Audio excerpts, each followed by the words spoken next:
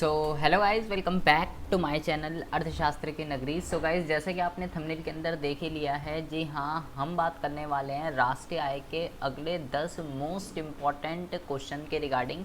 इससे प्रीवियस भी मैं आपको राष्ट्रीय आय के जो है 20 मोस्ट इम्पॉर्टेंट एमसीक्यू बता चुका हूँ सीयूईटी के रिगार्डिंग। अगर आपने वो वीडियो नहीं देखी है तो प्ले लिस्ट में जाके आप जो है उस वीडियो को देख सकते हैं। तो हम बात करने वाले हैं अगले 10 क्वेश्चन के रिगार्डिंग। तो क्वेश्चन नंबर 1 में कहता है कि भाई राष्ट्रीय आय की गणना जो है वो साल में कितनी बारी की जाती है। बहुत ही बेसिक सा क्वेश्चन है, लेकिन बहुत ही ज़्यादा इम्पॉर्टेंट क्वेश्चन के रिगार्डिंग यहाँ पे जो है बात की गई है। साल में 1 बारी की जाती है, 2 बारी की जाती है, 4 बारी की जाती है या 10 बारी जो है की जाती है। ठीक है, तो आप इसका आंसर मुझे कमेंट बॉक्स में कमेंट करके बताएंगे। मैं 10 तक काउंट करता हूँ, आप मुझे बताइए कि ए बी सी डी कौन सा इसमें से जो है करेक्ट आंसर होना चाहिए। ठीक है, बहुत ही आसान क्वेश्चन है, बहुत ही ईजी क्वेश्चन है। तो मैं 10 तक काउंट करता हूँ। 1 2 3 4 5 6 7 8 9 10। आई होप आपने जो है मेरे को कमेंट बॉक्स में कमेंट करके जो है इसका आंसर ज़रूर बताया होगा, क्योंकि बिल्कुल बेसिक क्वेश्चन है कि भाई राष्ट्रीय आय की गणना साल में कितनी बारी की जाती है। भाई सिंपल सी बात है, साल में 1 ही बारी की जाएगी राष्ट्रीय आय की गणना, और कितनी बारी की जाएगी।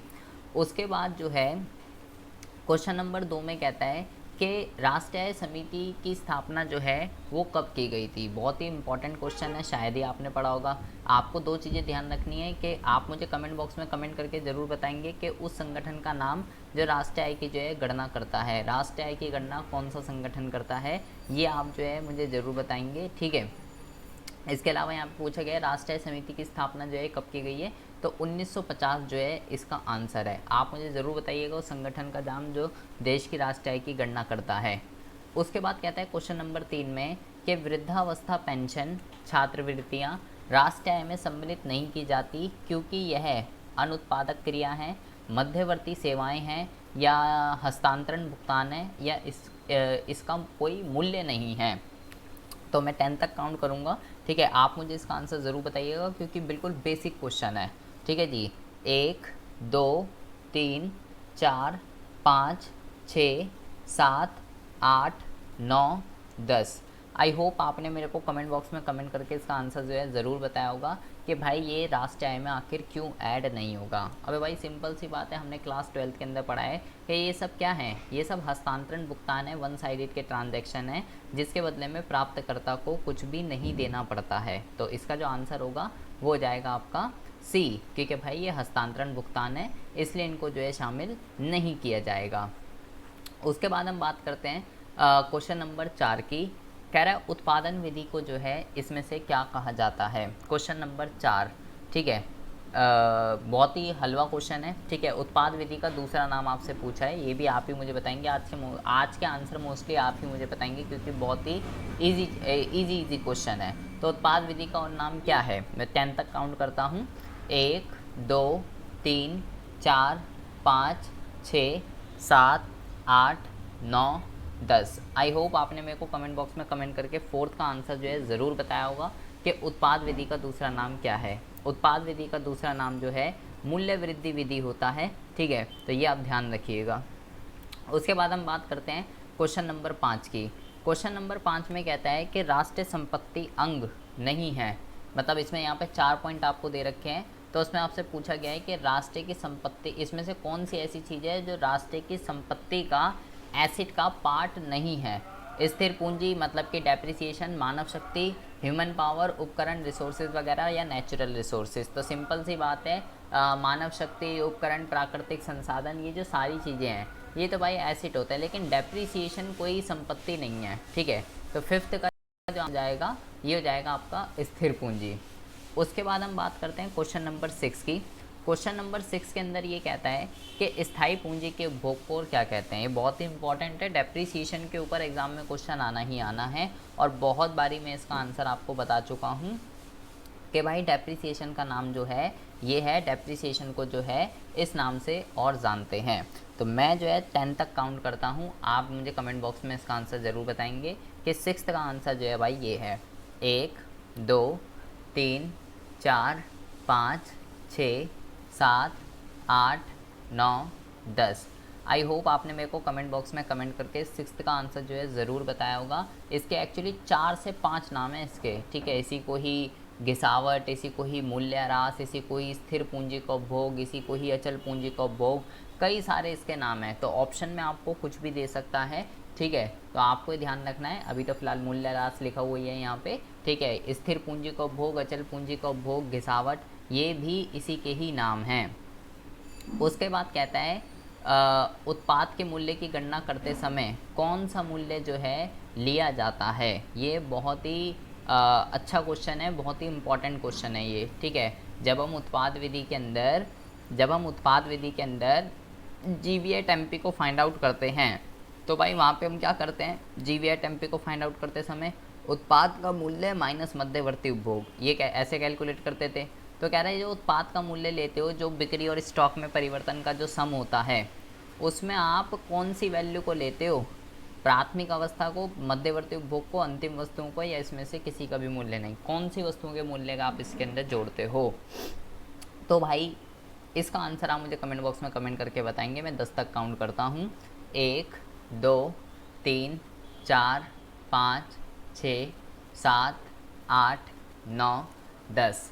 आई होप आपने मेरे को कमेंट बॉक्स में कमेंट करके इसका आंसर जो है ज़रूर बताया होगा। और इसका जो आंसर है वो है अंतिम वस्तु। अंतिम वस्तु और सेवाओं का मूल्य जो है राष्ट्रीय आय के अंदर ऐड किया जाता है। उसके बाद हम बात करते हैं क्वेश्चन नंबर 8 की। क्वेश्चन नंबर 8 एक अच्छा क्वेश्चन है, ठीक है।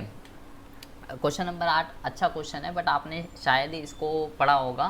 कह रहा है कल्याणकारी अर्थशास्त्र के जनक जो हैं वो कौन है, ठीक है। कल्याणकारी अर्थशास्त्र अभी जब आगे आप आएंगे, वेलफेयर इकोनॉमिक्स इसको कहते हैं, ठीक है। तो वहाँ पे आप इसको पढ़ेंगे, लेकिन आपको थोड़ी बहुत नॉलेज इसमें पता होनी चाहिए, ठीक है। व्यष्टि अर्थशास्त्र के क्षेत्र के अंदर ये आता है वेलफेयर इकोनॉमिक्स, ठीक है। व्यष्टि का क्षेत्र है ये वेलफेयर इकोनॉमिक्स। तो इसलिए ये क्वेश्चन यहाँ पे पूछ लिया गया है आपसे। तो इसके जो जनक हैं वो हैं पिगू, ठीक है। यहाँ पे देख रहे हैं ना आप, पिगू को जो है वेलफेयर इकोनॉमिक्स का जो है क्या कहते हैं, जनक कहा जाता है, ठीक है जी।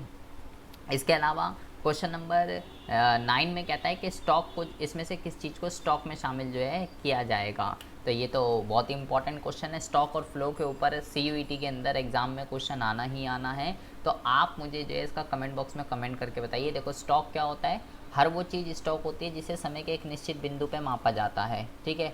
तो आप मुझे बताएंगे कि भाई इसमें से कौन सी चीज़ स्टॉक है, ठीक है। मैं 10 तक काउंट करता हूँ, 9th का आंसर आप मुझे बताएंगे। 1 2 3 4 5 6 7 8 9 10।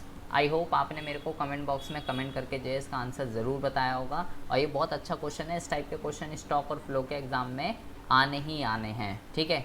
यहाँ पे आप देखेंगे सारे के सारे गोदाम में रखा हुआ गेहूं की मात्रा, कि भाई एक पर्टिकुलर टाइम पे आपके पास जो है कितना गेहूं है, एक पर्टिकुलर टाइम पे आपके पास कितनी वेल्थ है, कितनी मुद्रा की मात्रा है, ये सब क्या है, ये सब स्टॉक के एग्जाम्पल हैं। तो उपरोक्त सभी जो है इसका आंसर हो जाएगा।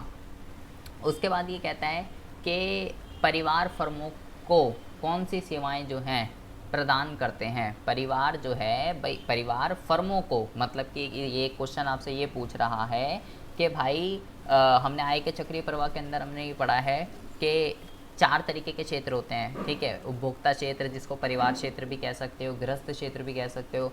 दूसरा होता है फर्म उत्पादक क्षेत्र, तीसरा होता है सरकारी क्षेत्र, और चौथा होता है विदेशी क्षेत्र।